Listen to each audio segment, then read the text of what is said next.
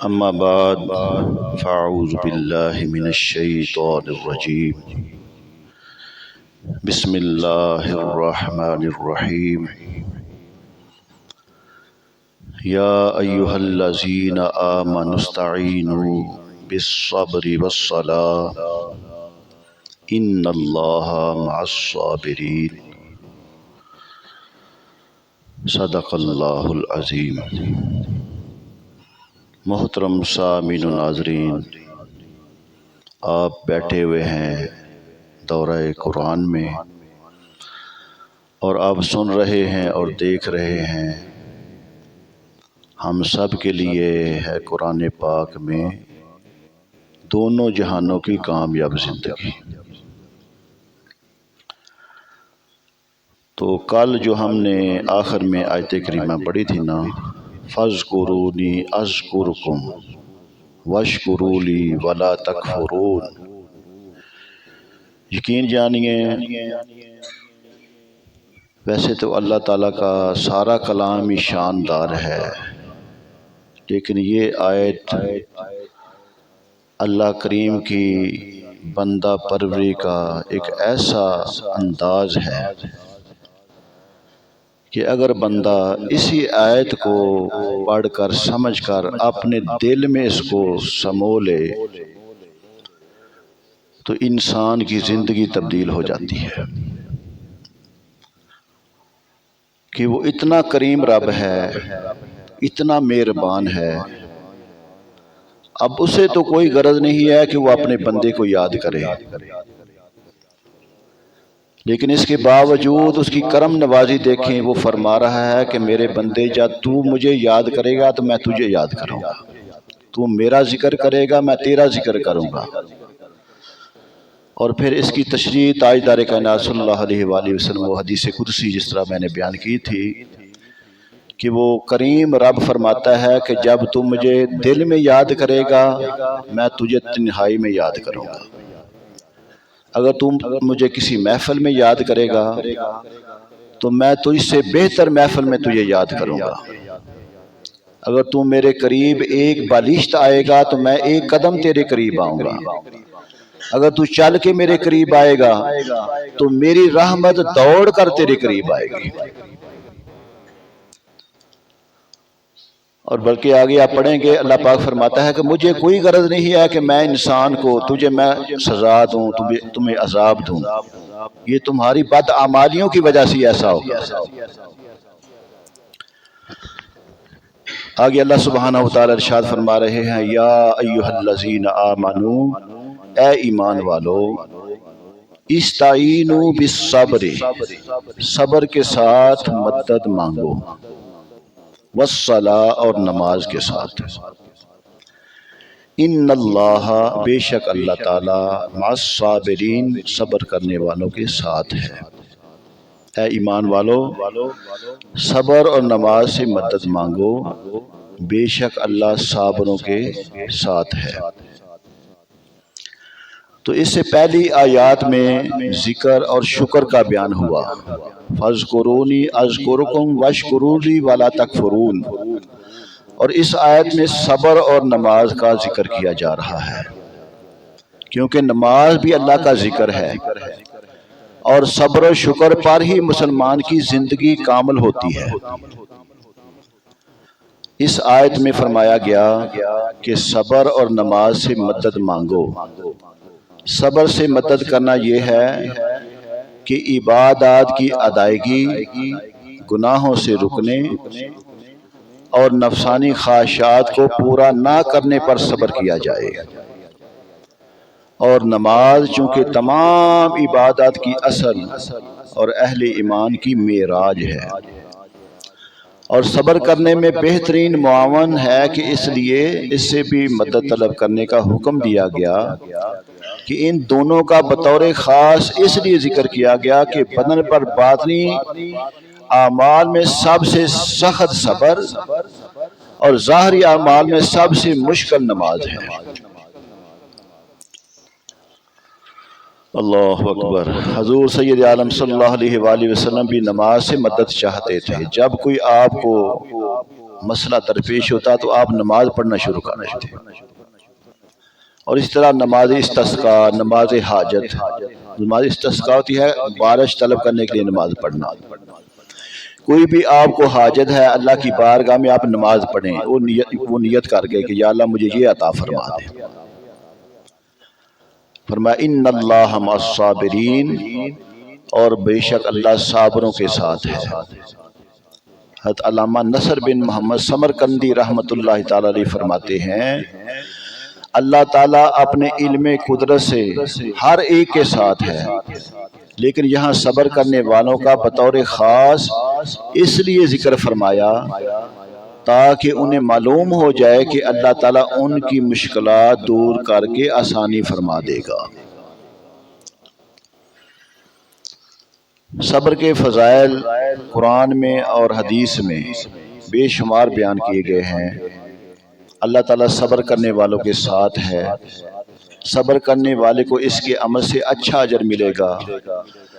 صبر کرنے والوں کو بے حساب اجر ملے گا، اور صبر کرنے والے کی جزا دے کر قیامت کے دن لوگ حسرت کریں گے. اور صبر کرنے والے رب کریم عز و جل کی طرف سے درود و ہدایت اور رحمت پاتے ہیں. اور حدیث مبارکہ میں آتا ہے صبر آدھا ایمان ہے. صبر جنت کے خزانوں میں سے ایک خزانہ ہے.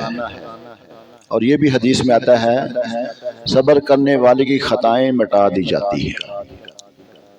اب یہاں پہ نا ایک مسئلہ تھوڑا سا معلوم ہو گیا کہ غیر خدا سے مدد کرنا شرک نہیں. اب جو ہم پڑھتے ہیں نا ایاک نعبد و ایاک نستعین، ہم تیری عبادت کرتے ہیں، تجھ ہی سے مدد مانگتے ہیں. اب یہاں پہ بعض دوست نا تھوڑی سی نا غلطی کر جاتے ہیں، وہ کہتے ہیں کسی اور سے مدد مانگنا شرک ہے. اب اس کا معنی یہ نہیں ہے کسی اور سے آپ مدد نہیں مانگ سکتے. اس کا معنی یہ ہے کہ حقیقی مدد اللہ پاک کی طرف سے ہی ہے، اور عبادت اس کے علاوہ کسی کی جائز نہیں ہے، اور حقیقی مدد اللہ کی طرف سے ہی ہے. تو جب اس کی اطاعت سے مدد کی جائے گی، جب آپ کسی اور سے بھی کہیں گے کہ یا اللہ اس اللہ کے پیارے اپنے پیارے نبی کی صدقے سے، اپنے پیارے بندے کے صدقے سے مجھے عطا فرما دے، تو مانگ تو آپ اپنے رب سے ہی رہے ہیں. تو اس لیے جب حقیقی مدد آپ کے ذہن میں ہوگا اللہ ہی عطا فرماتا ہے تو پھر شرک نہیں ہوگا. وگرنہ یہ نماز، یہ صبر، یہ بھی غیر خدا ہی ہے نا، جس سے مدد مانگنے کا اللہ حکم دے رہا ہے. اور بلکہ فرمایا وَتَعَاوَنُوا عَلَى الْبِرِّ وَالتَّقْوَىٰ، آپس میں ایک دوسرے کی مدد کرو بلائی اور پرہیزگاری کے ساتھ. یہ اللہ تعالیٰ حکم ارشاد فرما رہا ہے. اور فرمایا وَلَا تَقُولُوا لِمَن يُقْتَلُ فِي سَبِيلِ اللَّهِ أَمْوَاتٌ بَلْ أَحْيَاءٌ وَلَٰكِن لَّا تَشْعُرُونَ. فرمایا وَلَا تَقُولُوا لِمَن يُقْتَلُ فِي سَبِيلِ اللَّهِ، جو اللہ کی راہ میں قتل کیے جائیں انہیں نہ کہو اموات، مردہ، بل احیاء، بلکہ وہ زندہ ہیں، وَلَٰكِن لَّا تَشْعُرُونَ، اور تمہیں خبر نہیں ہے. اور جو اللہ کی راہ میں مارے جائیں انہیں مردہ نہ کہو بلکہ وہ زندہ ہیں، لیکن تمہیں ان کا شعور نہیں. صبر کے ذکر کے بعد اب صبر کرنے والوں کی ایک عظیم قسم شہیدوں کا بیان کیا جا رہا ہے. اور یہ آیت کریمہ شہداء کے حق میں نازل ہوئی. بعض لوگ شہداء کی شہادت پر نہ افسوس کرتے تھے کہ وہ لوگ شہیدوں کا دنیا کی نعمتوں سے محروم ہو گئے. تو اس وقت یہ آیت کریمہ نازل ہوئی جس میں فرمایا گیا کہ انہوں نے فانی زندگی اللہ تعالیٰ کی راہ میں قربان کر کے دائمی زندگی حاصل کر لی ہے. ہمیشہ ہمیشہ والی کامیاب زندگی انہیں مل گئی ہے. اللہ پاک نے شہداء کی بہت زیادہ اور مقام پہ بھی فضیلت بیان فرمائی ہے. فرمایا وَلَا تَحْسَبَنَّ الَّذِينَ قُتِلُوا فِي سَبِيلِ اللَّهِ أَمْوَاتٌ بَلْ أَحْيَاءٌ عِندَ رَبِّهِمْ يُرْزَقُونَ، اور جو اللہ کی راہ میں شہید کیے گئے ہرگز انہیں مردہ خیال بھی نہ کرو، بلکہ وہ اپنے رب کے پاس زندہ ہیں عند ربہم یرزقون، اور اللہ پاک کی طرف سے ان کو رزق عطا کیا جاتا ہے۔ حضرت انس بن مالک رضی اللہ تعالیٰ روایت کرتے ہیں، نبی کریم صلی اللہ علیہ وآلہ وسلم نے ارشاد فرمایا، اہل جنت میں سے ایک شخص کو لایا جائے گا تو اللہ تعالیٰ سے فرمائے گا، اے ابن آدم، تو نے اپنی منزل و مقام کو کیسا پایا؟ وہ عرض کرے گا، اے میرے رب، بہت اچھی منزل ہے۔ اللہ تعالیٰ فرمائے گا، تو مانگ، اور کیا تمنا ہے تیری، کیا چاہتا ہے؟ تو کیا وہ سوال کرے گا؟ وہ عرض کرے گا کہ میں تو اس سے اتنا سوال کرتا ہوں کہ تو مجھے دنیا کی طرف واپس لوٹا دے اور میں 10 مرتبہ تیری راہ۔ اور فرمایا، وَلَنَبْلُوَنَّكُمْ بِشَيْءٍ مِّنَ الْخَوْفِ، وَلَنَبْلُوَنَّكُمْ، ہم تم کو ضرور آزمائیں گے، بِشَيْءٍ مِّنَ الْخَوْفِ وَالْجُوعِ، فرمایا کچھ ڈر اور بھوک، وَنَقْصٍ مِّنَ الْأَمْوَالِ، اور کچھ مالوں، وَالْأَنفُسِ، اور کچھ جانوں، وَالثَّمَرَاتِ، اور پھلوں کی کمی سے، وَبَشِّرِ الصَّابِرِينَ، اور فرمایا خوشخبری سنا ان صبر والوں کو۔ اب اس کا باہمارہ ترجمہ یہ ہوگا، اور ہم ضرور تمہیں کچھ ڈر اور بھوک سے اور کچھ مالوں اور جانوں اور پھلوں کی کمی سے آزمائیں گے، اور صبر کرنے والوں کو خوشخبری سنا دو۔ آزمائش سے فرما بردار اور نافرمان کے حال کو ظاہر کرنا مراد ہے۔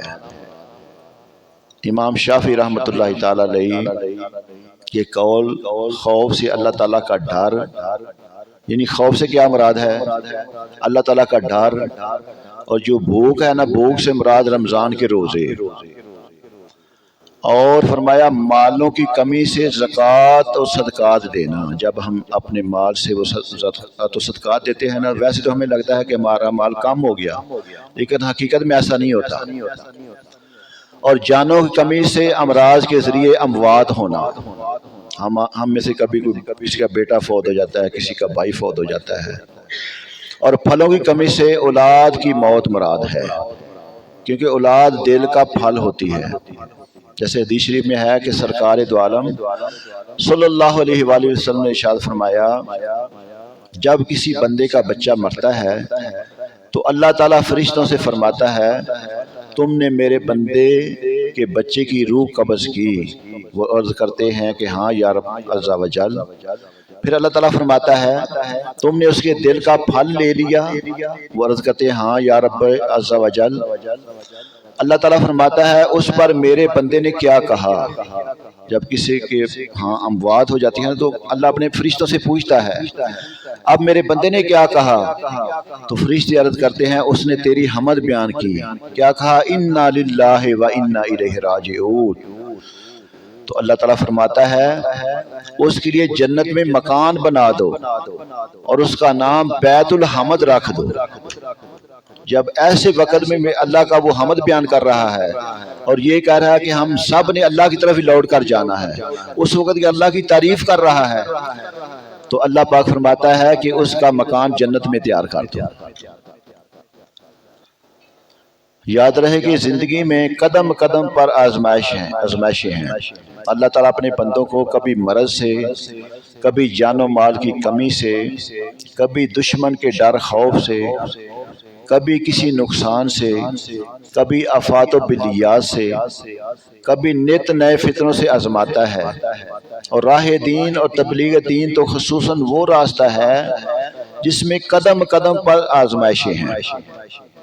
اس سے فرما بردار نافرمان، محبت میں سچے اور محبت کے صرف دعوے کرنے والوں کے درمیان فرق ہوتا ہے۔ نوح علیہ السلام پر اکثر قوم کا نا ایمان نہ لانا، ابراہیم علیہ السلام کا آگ میں ڈالا جانا، دیکھنا انہوں نے کتنی محنت کی ہے نوح علیہ السلام نے۔ یعنی کہ یہ بتایا جا رہا ہے کہ جب بندہ اسلام پہ مبلغ بنتا ہے تو ان کو بڑی آزمائشوں سے آزمایا جاتا ہے۔ اور فرمایا والذین اذا اصابتهم مصیبہ قالوا انا للہ و انا الیہ راجعون، اور فرمایا وہ لوگ جب ان پر کوئی مصیبت آتی ہے قالوا تو کہتے ہیں انا للہ ہم اللہ ہی کے لیے ہیں، و انا الیہ راجعون اور ہم اس ہی کی طرف لوٹنے والے ہیں۔ اس سے پہلے آیت میں نا مصیبتوں پر صبر کرنے والوں کو جنت کی بشارت دی گئی، اور اس آیت میں بتایا گیا کہ صبر کرنے والے وہ لوگ ہیں کہ جب ان پر کوئی مصیبت آتی ہے تو وہ کہتے ہیں ہم اللہ تعالیٰ ہی کے مملوک اور اسی کے بندے ہیں، اور وہ ہمارے ساتھ جو چاہے کرے، اور آخرت میں ہمیں اسی کی طرف لوٹ کر جانا ہے۔ ام المومنین حضرت ام سلمہ رضی اللہ تعالیٰ فرماتی ہیں، توجہ فرمانا، کہ جب مصیبت میں بھی اللہ کا بندہ اس کی حمد بیان کرتا ہے، اب فرماتی ہیں کہ میں نے سید المرسلین صلی اللہ علیہ وآلہ وسلم کو فرماتے سنا کہ جس مسلمان پر کوئی مصیبت آئے اور وہ اللہ تعالیٰ کے حکم کے مطابق انا للہ و انا الیہ راجعون پڑھے، اور یہ کہے کہ اللہم اجرنی فی مصیبتی واخلف لی خیرا منہا، اے اللہ میری اس مصیبت پر مجھے اجر عطا فرما اور مجھے اس کا بہتر بدلہ عطا فرما، تو اللہ تعالیٰ اس کو اس سے بہتر بدلہ عطا فرمائے گا۔ ام سلمہ فرماتی ہیں جب حضرت ابو سلمہ فوت ہو گئے، جو ان کے خامد تھے نا، جب فوت ہو گئے تو میں نے سوچا کہ مسلمانوں میں حضرت ابو سلمہ سے بہتر کون ہے، اللہ پاک وہ مجھے عطا فرما دے۔ تو جنہوں نے حضور اکرم صلی اللہ علیہ وسلم کی طرف ہجرت کی ہے، ہر حال میں دعا کہہ دی، فرماتی ہیں کہ میں نے دل میں یہ خیال کیا کہ میرے خام سے اب بہتر کون ہے، جنہوں نے نبی صلی اللہ علیہ وسلم کی طرف ہجرت بھی فرما لی، ان پر ایمان بھی لے آئے، تو اللہ تعالیٰ نے ان کے بدلے فرماتی ہیں مجھے رسول اللہ صلی اللہ علیہ وآلہ وسلم کی ذات ہی عطا فرما دی۔ آپ فرماتی ہیں پھر ابو سلمہ رضی اللہ تعالیٰ عنہ سے نبی پاک صلی اللہ علیہ وسلم تے بہتر سے بہترین ہیں، اور ایک مرتبہ نبی پاک صلی اللہ علیہ وسلم کا نا چراغ بجھ گیا تو آپ نے انا للہ و انا الیہ راجعون پڑھا، عرض کی گئی کہ کیا یہ بھی مصیبت ہے؟ ارشاد فرمایا جی ہاں، ہر وہ چیز جو مومن کو اذیت دے وہ اس کے لیے مصیبت ہے، اور اگر اس طرح پڑھے گا تو اللہ تعالیٰ اس کو اس کے بدلے اجر و ثواب عطا فرمائے گا۔ اگر فرمایا اولئک علیہم صلوات من ربہم ورحمہ، اور فرمایا وہ لوگ ہیں جن پر ان کے رب کی طرف سے درود ہیں اور رحمت، وَأُولَئِكَ هُمُ الْمُهْتَدُونَ، اور یہی لوگ ہدایت یافتہ ہیں۔ یہ وہ لوگ ہیں جن پر ان کے رب کی طرف سے درود ہیں اور رحمت۔ کون؟ یہ جو پیچھے پڑا ہے نا کہ جو مصیبت کے وقت بھی صبر کرتے ہیں اور اللہ کی حمد و ثنا بیان کرتے ہیں۔ صبر کرنے والے اللہ تعالیٰ کے محبوب ہوتے ہیں، ان کے لیے بخشش اور ہدایت اور رحمت ہے۔ اب کئی دفعہ نا اللہ پاک ہدایت عطا فرمائے، جب کسی پہ مصیبت آ جاتی ہے، کسی کا بیٹا وفات پا جاتا ہے، کسی کا بھائی وفات پا جاتا ہے، تو کفریہ کلمات کئی کہنا شروع کر دیتے ہیں، ایسے ہائے اللہ ساڑھے نہ کیڑا دکھ سہی، تو ایسے کفریات کہنے سے اپنے آپ کو بچائیں، اور کسی پہ لعن طعن کرنا شروع کر دیتے ہیں، یہ بھی ہمارے لیے جائز نہیں ہے۔ جب بھی مصیبت آئے تو کہیں انا للہ و انا الیہ راجعون۔ آگے فرمایا ان الصفا والمروۃ من شعائر اللہ، فرمایا بے شک صفا مروہ اللہ کی نشانیوں میں سے ہے۔ فمن حج البیت و اعتمر، تو جس نے اس گھر کا حج یا عمرہ جو کرے، فلا جناح علیہ، تو ان دونوں کے لیے کوئی حرج نہیں ہے کہ ان یطوف بہما، کہ ان کا وہ طواف کرے، یعنی کہ اس کے چکر لگائے۔ ومن تطوع خیرا، اور جو کوئی بلی بات اپنی طرف سے کرے، فإن اللہ شاکر علیم، تو اللہ تعالیٰ نیکی کا صلہ دینے والا خبردار ہے۔ بے شک صفا مروہ اللہ کی نشانیوں میں سے ہیں، تو جو اس گھر کا حج یا عمرہ کرے اس پر کچھ گناہ نہیں کہ دونوں کے چکر لگائے، اور جو کوئی اپنی طرف سے بھلائی کرے تو بے شک اللہ نیکی کا بدلہ دینے والا خبردار ہے۔ تو صبر اور صابرین کے اجمالی بیان کے بعد اب صبر کا ایک مشہور اور عظیم واقعہ بیان کیا جا رہا ہے۔ جب حضرت حاجرہ سلام اللہ علیہا اور اسماعیل، یہ آپ نے واقعہ جمعۃ المبارک کے خطبے میں سنا ہوا ہے کہ جنگل و بیابان میں جب وہاں پہ ٹھہر گئیں، پانی ختم ہو گیا، کھجوریں ختم ہو گئی، پانی کی تلاش میں نکلی، کتنا صبر کا مظاہرہ کیا، اور پھر اللہ پاک کو اپنی بندی کا وہ صفا مروہ پہ آنا جانا اتنا پسند آ گیا کہ صفا مروہ کو اپنی نشانیوں میں شمار فرما دیا۔ ان الصفا والمروہ من شعائر اللہ، یہ اس کا پس منظر ہے۔ شاعر اللہ سے دین کی نشانیاں مراد ہیں، خواہ وہ مکانات ہوں جیسے کعبہ، عرفات، مزدلفہ، تینوں جمرات، صفا مروہ، مینا، مساعدہ، یا وہ شاعر زمانہ ہوں جیسے رمضان، قروت والے مہینے، عید الفطر، عید الاضحیٰ۔ اب اس واقعے سے نا یہ بات بھی معلوم ہوئی کہ جس چیز کو صالحین سے نسبت ہو جائے، اب توجہ کرنا ذرا، وہ چیز عظمت والی بن جاتی ہے، کی برکت سے اللہ تعالیٰ کی نشانی بن گئے۔ حالانکہ پہاڑ تو بہت سارے اور بھی ہیں، پاکستان میں ہزارہ پہاڑ ہیں، لیکن کسی پہاڑ کو کوئی جاننے والا نہیں ہے۔ لیکن صفا مروہ اللہ کی نشانیاں کیوں بنی کہ صفا مروہ کو اللہ کی پاک بندی سے نسبت ہو گئی۔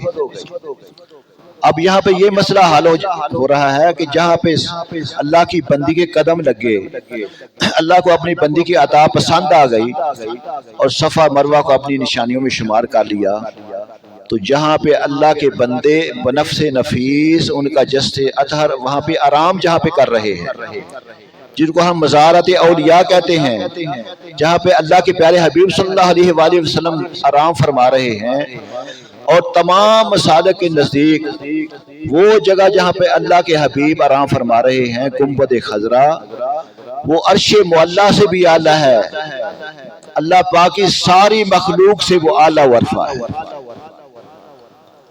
تو ان جگہوں کا کیا مقام ہوگا جہاں پہ اللہ کے بندوں کے ڈیرے ہیں؟ اگر فرمایا ان الذین یکتمون ما انزلنا من البینات والہدی من بعد ما بیناہ للناس فی الکتاب، ان الذین یکتمون، بے شک وہ جو چھپاتے ہیں، ما انزلنا، جو ہم نے نازل کیا، من البینات، روشن باتوں میں سے، والہدی، اور ہدایت میں سے، من بعد ما بیناہ للناس فی الکتاب، اس کے بعد کہ لوگوں کے لیے ہم اسے کتاب میں واضح فرما چکے۔ اولئک یلعنہم اللہ ویلعنہم اللاعنون، اور فرمایا ان پر اللہ کی لعنت ہے اور لعنت کرنے والوں کی بھی لعنت ہے۔ الا الذین تابوا واصلحوا، مگر وہ جو توبہ کریں اور سنواریں، وبینوا، اور ظاہر کریں، وبینوا فاولئک اتوب علیہم، اور ظاہر کر دیں تو میں ان کی بات توبہ کو قبول فرماؤں گا۔ وَأَنَا التَّوَّابُ الرَّحِيمُ، اور میں تو توبہ قبول کرنے والا، رحم کرنے والا ہوں۔ بے شک وہ لوگ جو ہماری اتاری ہوئی روشن باتوں اور ہدایت کو چھپاتے ہیں، حالانکہ ہم نے اسے لوگوں کے لیے کتاب میں واضح فرما دیا ہے، تو ان پر اللہ تعالیٰ لعنت فرماتا ہے، لعنت کرنے والے ان پر لعنت کرتے ہیں، مگر وہ لوگ جو توبہ کریں اور اصلاح کر لیں اور چھپی ہوئی باتوں کو ظاہر کر دیں تو میں ان کی توبہ قبول فرماؤں گا، اور میں ہی بڑا توبہ قبول کرنے والا مہربان ہوں۔ یہ آیت نا ان علماء یہود کے بارے میں ہے جو نازل ہوئی تورات شریف کے احکام اور اس میں موجود نعت مصطفیٰ کی آیتوں کو چھپاتے تھے۔ نبی پاک صلی اللہ علیہ وسلم کی نا ساری صفات تورات میں اللہ پاک نے واضح بیان فرما دی تھی، بلکہ نبی پاک صلی اللہ علیہ وسلم کا حلیہ مبارک کہ میرا حبیب ایسی شکل و شباہت والا سب سے آخر میں تشریف لائے گا۔ اب انہوں ظالموں نے کیا کیا، چھپایا کس طرح؟ نبی پاک صلی اللہ علیہ وسلم کے حلیہ مبارک نے اپنی کتابوں میں تحریف کر دیا۔ جہاں پہ لکھا ہوا تھا کہ نبی پاک صلی اللہ علیہ وسلم کا قد درمیانہ ہے، انہوں نے لکھ دیا کہ نبی پاک صلی اللہ علیہ وسلم کا قد لمبا ہے۔ جہاں پہ نبی پاک صلی اللہ علیہ وسلم کے بالوں کا تذکرہ تھا، گنگریالے بال ہیں، انہوں نے اس کو بھی چینج کر دیا۔ آنکھوں کو نیلگوں آنکھیں ہوں گی، یعنی کہ وہ نا اپنے ساتھیوں کو یہ دکھا رکھے تھے، دیکھیں یہ ہماری کتاب میں تو یہ لکھا ہوا ہے، تو اب دیکھیں محمد مصطفیٰ کی شکل و شباہت ہماری کتابوں کے موافق نہ مل نہیں رہی۔ تو اس کے متعلق اللہ تعالیٰ یہ نہ سارا کچھ بیان فرمایا، جو ایسا کرنے والے ہیں ان پر اللہ کی بھی لعنت ہے اور لعنت کرنے والوں کی بھی لعنت ہے۔ اب یہاں پہ نا ایک مسئلہ ذرا سماعت فرما لیں۔ اب نا عام طور پہ ہم کہہ دیتے ہیں اور تیرے پہ لعنت، ایسا کسی مسلمان کو ہمیں نہیں کہنا چاہیے۔ ہاں ایسے کہہ دینا چاہیے کہ اگر کوئی چور چوری کرتا ہے نا، اگر اس پہ غضب ناک بھی اب ہو جائے نا، تو ایسے کہنے چوروں پہ اللہ کی لعنت۔ اگر کوئی غیبت کرتا ہے اس کو پہلے سمجھائیں، اگر وہ نہیں سمجھتا پھر کہیں غیبت کرنے والوں پہ اللہ کی لعنت۔ ڈائریکٹ کسی مسلمان کو لعنت وغیرہ کہنا یہ ہمارے مسلمانوں کے لیے جائز نہیں ہے۔ فرمایا ان الذین کفروا وماتوا وهم کفار اولئک علیہم لعنت اللہ والملائکۃ والناس اجمعین۔ اب سب آپ ناراض ہیں، ذرا قریب آ جائیں، آپ تو پڑھے لکھے ہیں، جب محفل میں بیٹھیں تو قریب ہو کر بیٹھیں۔ فرمایا ان الذین کفروا، بے شک وہ جنہوں نے کفر کیا، وماتوا وهم کفار، اور کافر ہی مرے، اولئک علیہم لعنت اللہ، ان پر اللہ کی لعنت، والملائکۃ فرشتوں کی لعنت، والناس اجمعین اور سارے لوگوں کی ان پہ لعنت۔ بے شک وہ لوگ جنہوں نے کفر کیا اور کافر ہی مرے، ان پر اللہ کی، فرشتوں کی اور تمام انسانوں کی لعنت۔ اب جو ہیں بدبخت کھلے منکر، سب سے بدبخت آدمی کفر پر مرنے والا، اگر اس کی ساری زندگی اعلیٰ درجے کی عبادت اور ریاضت اور تبلیغ و خدمت میں دین میں گزری ہو، کفر پر مرنے والوں پر اللہ تعالیٰ کی، فرشتوں کی اور سارے انسانوں کی اللہ پاک لعنت فرما رہا ہے۔ اب اس لیے ہمیں ہر نماز کے بعد دعا یہ مانگنی چاہیے، ہم بھی یہ اکثر کہتے رہیں یا اللہ ہمارا خاتمہ بالخیر، خاتمہ با ایمان، زندہ رہیے اسلام تے مریے تے ایمان تے، یہ ہمیں ہر وقت دعا مانگتے رہنا چاہیے۔ اور آخری آیت مبارکہ فرمایا خالدین فیہا لا یخفف عنہم العذاب ولا هم ینظرون، اور فرمایا وہ ہمیشہ اس میں رہیں گے، ان پر سے عذاب ہلکا نہ کیا جائے گا، ورنہ انہیں مہلت دی جائے گی، نہ انہیں مہلت دی جائے گی۔ کفار کو کبھی عذاب سے چھٹکارا نہ ملے گا، یہ کفار کی بات ہو رہی ہے نا، اور نہ انہیں نیک اعمال کی یا توبہ کی مہلت دی جائے گی۔ کافر کا عمل اسے کچھ نفع نہیں دیتا۔ البتہ علماء نے فرمایا اور احادیث سے سمجھ آتا ہے کہ جس عمل کا تعلق نبی پاک صلی اللہ علیہ وسلم کی ذات گرامی سے ہو، اس سے کافر کو بھی فائدہ ہوتا ہے۔ یہ بخاری شریف میں حدیث مبارکہ آپ نے وہ پڑھی ہے نا معراج شریف کے متعلق، کہ ابو لہب نے وہ خوشی کی تھی تو وہ کہتے ہیں سوار والے دن نا مجھے اس انگلی سے ٹھنڈا اور میٹھا پانی ملتا ہے۔ تو ویسے کافر کا کوئی بھی عمل اللہ کی بارگاہ میں قبول نہیں، لیکن جس کا تعلق نبی کی ذات سے ہونا پھر اس کو تھوڑا بڑا اس کا فائدہ مل جائے گا۔ تو اللہ پاک ہمیں قرآن پاک کو سمجھ کر عمل کرنے کی توفیق عطا فرمائے۔ الصلاۃ والسلام علیکہ یا سیدی یا